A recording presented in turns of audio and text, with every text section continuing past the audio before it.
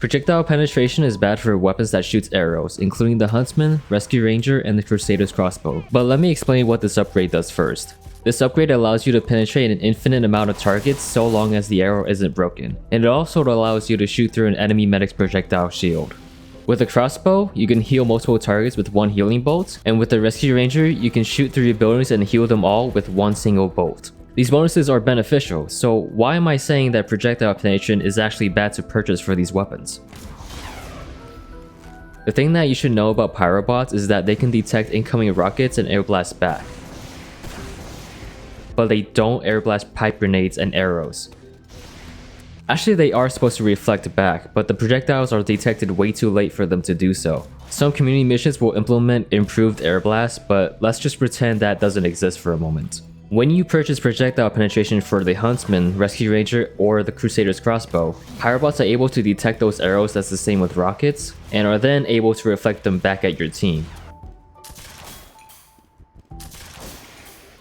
The second is the most well-known issue, where penetration arrows breaks on Uber targets, including your own teammates and yourself. The solutions to getting around it are not only inconsistent, but very impractical during a wave.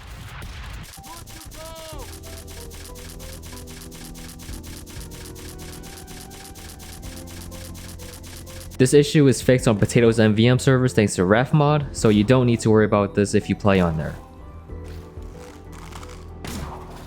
The third issue revolves around map brushes. This is gonna get a little confusing, but please bear with me. If you don't know how arrows in TF2 work, their hit detection is based off of bounding boxes to detect which hitbox the arrows land on. Now, the keyword here is bounding boxes, because for some godforsaken reason, penetration arrows are colliding with the bounding boxes of map brushes. As far as I know, there are 3 specific brushes that penetration arrows break on. The first is Funk Respawn Room Visualizer. These are typically used as spawn barriers, and you'll usually spot them as these signs that block opposing teams from entering through. Now, I say typically because they can also be used in very specific locations, and supposedly these are used to make robots avoid certain paths. Even their PNGs can be hidden as well, so you don't know where they are unless you intentionally debug the map to find them.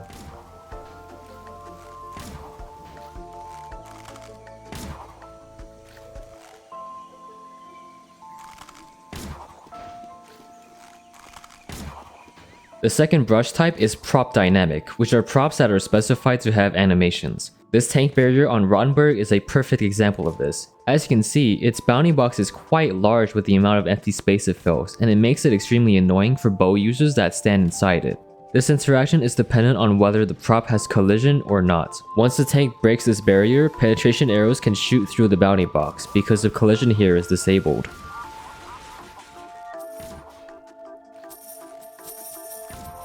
Here's a few more examples of prop dynamics. Remember that penetration arrows breaks on prop dynamics with collision.